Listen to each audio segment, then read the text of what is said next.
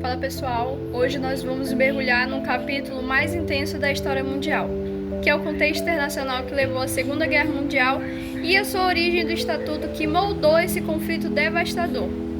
E para começar, não menos importante, é entender o que gerou a Segunda Guerra Mundial. Ela não surgiu à toa, né? Foi consequência direta da Primeira Guerra Mundial, que terminou em 1918 com o Tratado de Versalhes. Esse tratado impôs duras sanções à Alemanha, que no caso foi perca de territórios, limitações militares e uma dívida de guerra gigantesca. E o resultado? Um país humilhado, economicamente quebrado e socialmente instável. Enquanto isso, o mundo vivia uma crise econômica profunda com a Grande Depressão de 1929. Países como a Itália, a Alemanha e o Japão começaram a buscar soluções radicais. E foi aí que regimes totalitarismo ganharam força. Com a ascensão do nazismo, a Alemanha começou a violar os termos do Tratado de Versalhes, rearmando-se novamente, anexando territórios como a Austrália e a Tchecoslováquia. E em 1939, o Pacto de Não Agressão entre Hitler e Stalin selou o destino da Polônia. E foi justamente a invasão da Polônia pela Alemanha, em 1º de setembro de 1939, que marcou o início oficial da Segunda Guerra Mundial. Agora, falando mais sobre o Estatuto da Guerra, não existe um documento único chamado Estatuto da Segunda Guerra Mundial, mas sim uma série de tratados, acordos e convenções, que foram sendo criados ao longo do conflito. A mais importante foi a Carta das Nações Unidas, criada em 1945, que logo após o fim da Segunda Guerra Mundial, com o objetivo de evitar novos conflitos globais.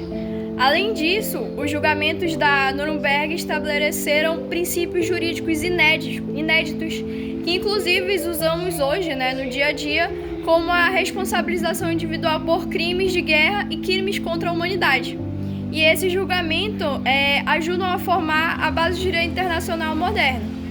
Então, pessoal, a Segunda Guerra Mundial foi muito mais que um conflito, armado. Foi um resultado de décadas de tensões políticas, econômicas e sociais. E o seu legado moldou o mundo que conhecemos hoje em dia. E se você curtiu esse vídeo, deixe seu like, compartilha e vamos seguir com mais histórias. Olá, eu me chamo Caio e hoje vou falar sobre as motivações políticas e sociais que levaram o Brasil a ratificar o Estatuto dos Refugiados de 1951, explicando também o conteúdo jurídico da Convenção, o contexto histórico da época e os principais princípios e definições legais que compõem esse importante instrumento internacional de proteção aos refugiados.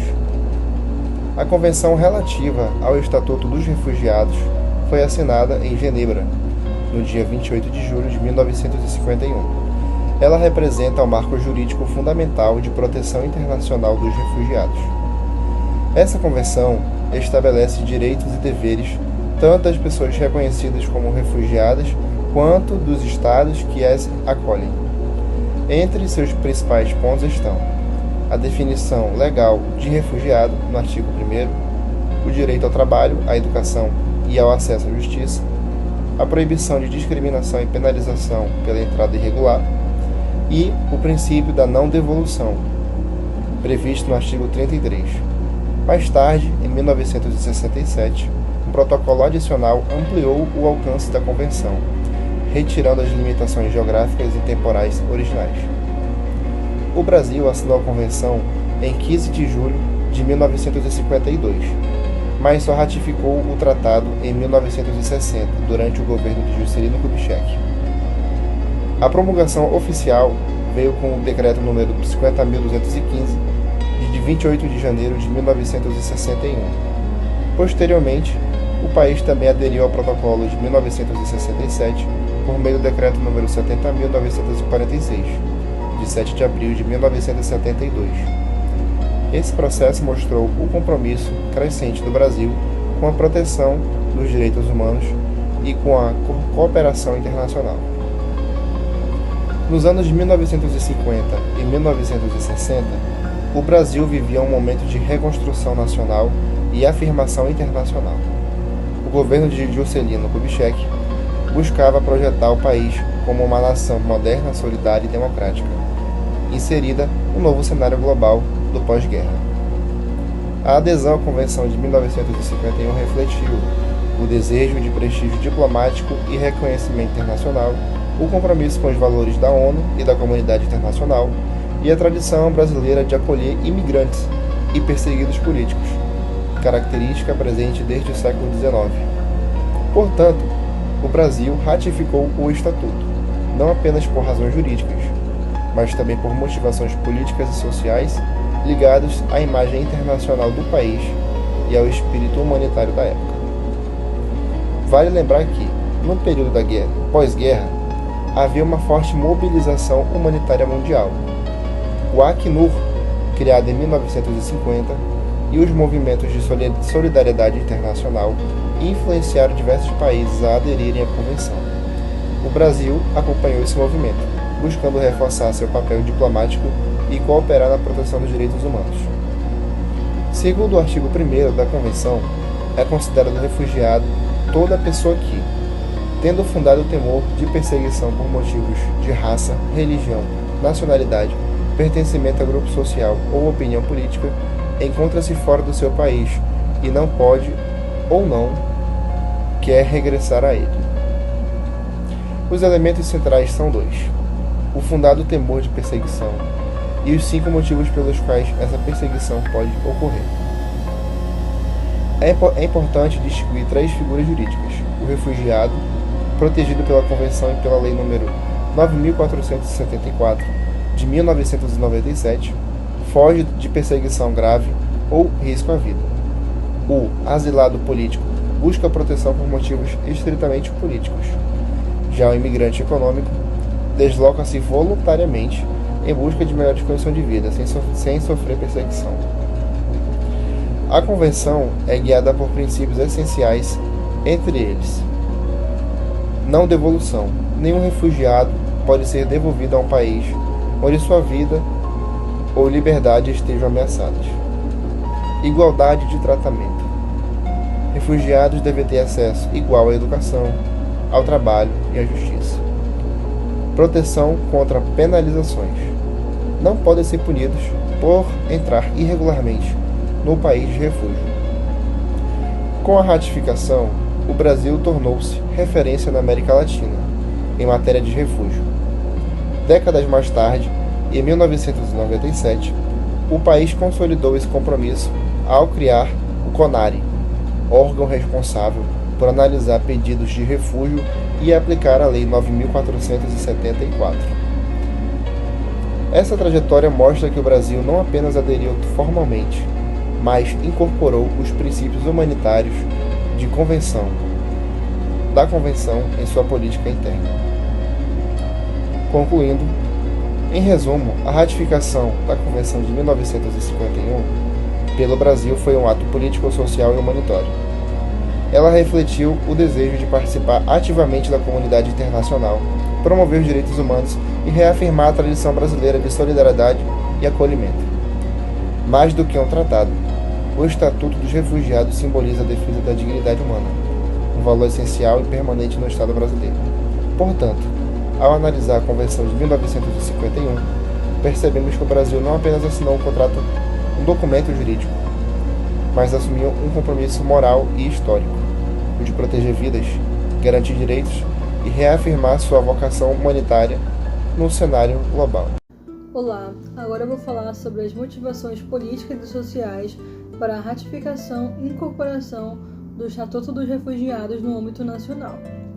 A ratificação e incorporação do Estatuto dos Refugiados se deu por uma série de fatores políticos, sociais e diplomáticos. No contexto do pós-Segunda Guerra Mundial, o mundo se encontrava em um cenário de reconstrução de relações multilaterais, como a gente pode evidenciar até mesmo pelo surgimento da Organização das Nações Unidas, que ocorreu lá em 1945. Nesse ambiente, a assinatura e posterior ratificação da Convenção representava para o Brasil um gesto político de adesão aos princípios humanitários e democráticos defendidos pela ONU, reforçando o papel do Brasil como um ator comprometido com a paz, com a proteção dos direitos humanos, com a cooperação e proteção internacional para aquelas pessoas refugiadas que necessitavam de um amparo. O Brasil aderiu ao Estatuto dos Refugiados lá em 15 de julho de 1952, mas apenas o ratificou em 1960, durante o governo de Juscelino Kubitschek, este que posteriormente o promulgou através do decreto número 50.215, de 28 de janeiro de 1961. Esse período marca uma fase de grande abertura diplomática do país, caracterizada pela chamada política externa independente, que buscava consolidar o prestígio brasileiro no cenário global e demonstrar o comprometimento com a promoção dos direitos humanos e com os ideais de solidariedade internacional. No pós-Segunda Guerra Mundial, a estrutura de cooperação multilateral liderada pelas Nações Unidas tornou-se um palco central para a diplomacia. A adesão às normas estabelecidas pela ONU representava um alinhamento com os valores globais e facilitava a participação ativa do país em organismos internacionais. Então, assinar a convenção ainda em 1952, durante o governo Vargas, foi um gesto de alinhamento com os princípios emergentes daquela nova ordem internacional, além de ser um sinal de compromisso com a comunidade das nações. Entretanto, a ratificação e a promulgação da convenção ocorreram também durante o período em que a Operação Pan-Americana estava em andamento e era uma prioridade na agenda diplomática do governo Kubitschek.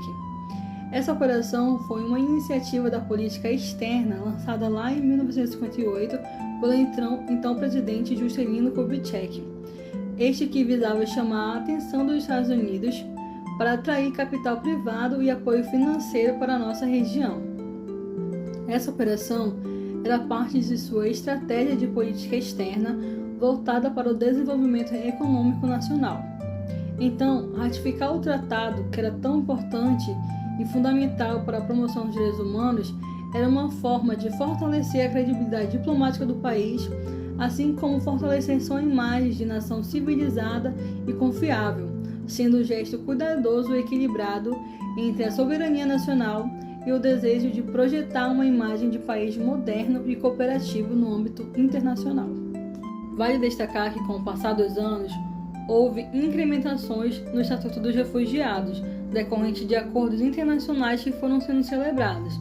Uma dessas incrementações decorre do Protocolo de 1967, que foi um acordo internacional que removeu as restrições temporais e geográficas impostas pela Convenção de Genebra de 1951.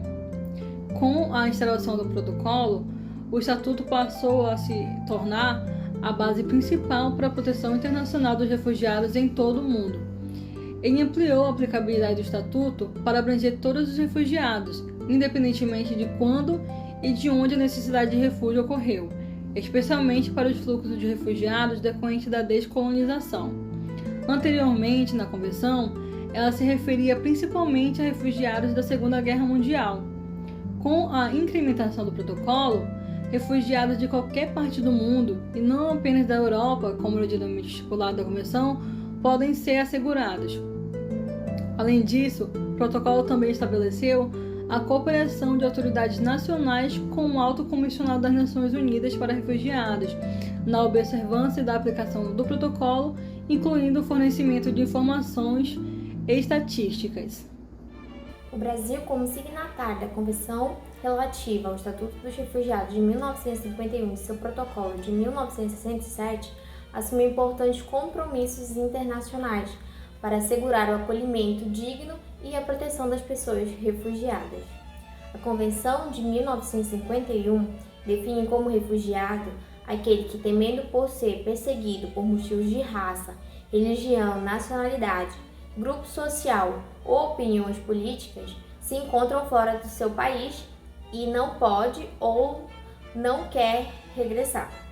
Um dos princípios mais importantes da Convenção é o princípio da não devolução, também chamado de non-refoulement, que proíbe enviar uma pessoa a um país onde sua vida ou sua liberdade estejam ameaçadas. Esse princípio é a base ética e jurídica da proteção internacional aos refugiados.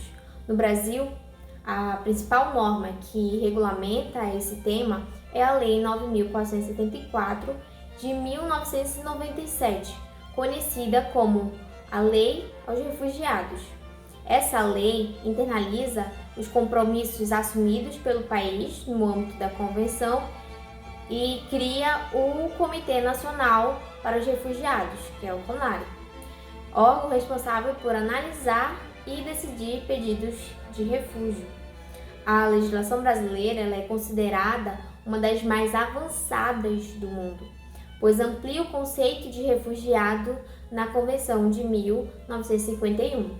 Além das 5 razões clássicas, que nós já conhecemos, que é raça, religião, nacionalidade, grupo social, opinião política, o Brasil também reconhece como refugiadas as pessoas que fogem de graves e generalizadas violações de direitos humanos. Essa ampliação ela demonstra o compromisso humanitário do país e sua adequação às realidades contemporâneas dos fluxos migratórios forçados. A Lei 9.474 garante aos refugiados uma série de direitos civis, políticos e sociais, assegurando sua integração social e jurídica no território nacional. Entre esses direitos estão a emissão da cédula de identidade, a carteira de trabalho e o documento de viagem para refugiados, além da liberdade de locomoção e do acesso a serviços públicos essenciais como saúde, educação e assistência social. Esses instrumentos eles visam proporcionar uma vida digna e autônoma baseada no respeito à pessoa humana e na não discriminação.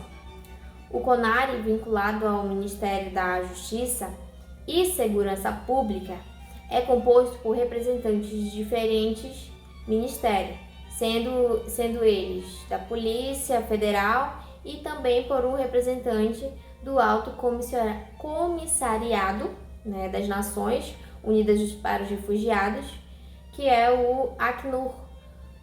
O comitê tem como funções principais avaliar os pedidos de refúgio, declarar a condição de refugiado e coordenar ações de proteção e integração em conjunto com outros órgãos públicos e organizações da sociedade civil. Além do governo brasileiro, o acolhimento de refugiados é fortalecido pela atuação conjunta de diversos atores sociais, como o próprio Acnur, ONGs, instituições religiosas e universidades, que desenvolvem programas de integração, abrigo e capacitação profissional. Essa rede de cooperação reflete o espírito solidário que orienta a política nacional de refúgio. No cenário internacional, o Brasil reafirma continuamente seu compromisso com a cooperação humanitária, participando de fóruns, iniciativas voltadas à proteção de pessoas deslocadas de forma forçada. A política brasileira de refúgio é guiada pelos princípios da dignidade humana, da solidariedade e do respeito aos direitos humanos, buscando conciliar esse acolhimento, integração e segurança dos refugiados. Em síntese, a Lei 9.474 de 97 consolidou no Brasil uma estrutura jurídica e institucional sólida para a proteção desses refugiados, em consonância com o Estatuto de 1951. Mais do que incorporar a Convenção, essa lei aprofundou o compromisso nacional com os direitos humanos, oferecendo uma resposta abrangente e humanitária às necessidades de quem busca abrigo em nosso país. Hoje eu vou falar sobre o impacto da Convenção dos Refugiados e as políticas públicas de acolhimento no Brasil. O nosso país é signatário da Convenção de 1951, que define o que é ser refugiado e quais são os direitos que essas pessoas têm. E para aplicar estes compromissos, o Brasil criou a Lei nº 9.474 de 1977, que garante proteção a quem sofre perseguição por motivos políticos, religiosos, étnicos ou por graves violações de direitos humanos. E essa lei transformou o acolhimento em algo concreto, garante dignidade, segurança para quem precisa recomeçar. E para colocar isso em prática, existe o CONARE, o Comitê Nacional para os Refugiados, ligado ao Ministério da Justiça. É o CONARE que analisa os pedidos de refúgio, decide quem tem direito e coordena políticas de integração, como o acesso a documentos, trabalho, saúde e educação. Além dele, o Acnur e o Conselho Nacional de Imigração também participam, ajudando o Brasil a cumprir seus compromissos internacionais de proteção. Um exemplo muito importante disso é a Operação Acolhida, que foi criada em 2018, para organizar a recepção de refugiados venezuelanos em Roraima. E com a crise política e econômica na Venezuela, milhares de pessoas cruzaram a fronteira em busca de proteção e somente em 2022 o Brasil recebeu mais de 33 mil pedidos de reconhecimento de condição de refugiado, feito por venezuelanos. E diante desse fluxo enorme, o país criou medidas de acolhimento, abrigos, interiorização e integração social. Essa operação envolve o Exército Brasileiro, órgãos públicos e o Acnur, e representa bem o princípio de non-refoulement. O que esse princípio significa? O que ele proíbe, na verdade? Ele proíbe devolver alguém para um país onde sua vida ou liberdade esteja em risco. A base legal para isso tudo está na própria Lei 9.474, que tem uma definição ampliada de quem pode ser considerado refugiado. E muitos venezuelanos se encaixam nessa definição, por causa das graves e generalizadas violações de direitos humanos em seu país. O Supremo Tribunal Federal, o STF, e o Superior Tribunal de Justiça, o STJ, já reafirmaram que várias decisões que o Brasil tem o dever de garantir dignidade, acolhimento e integração, mostrando que o refúgio é uma questão de direitos humanos e não apenas de fronteira. E tudo isso mostra que o Brasil vem aplicando na prática os princípios da Convenção de 1951 e do Estatuto dos Refugiados, caso como o dos venezuelanos, provam que um ato humanitário é uma política pública essencial que garante direito de viver com segurança, dignidade e também a esperança. O Estatuto dos Refugiados é um marco muito importante na defesa dos direitos humanos, porque garante proteção a quem precisa deixar seu país por causa de guerras, perseguições ou situações de grave risco. Mas mesmo com todos os avanços, a gente ainda enfrenta muitos desafios. Um dos principais é o aumento constante do número de refugiados no mundo. A cada ano, milhões de pessoas são obrigadas a fugir de seus países, seja por conflitos armados, crises econômicas ou até mesmo por causas ambientais. E com isso, os sistemas internacionais de acolhimento ficam sobrecarregados.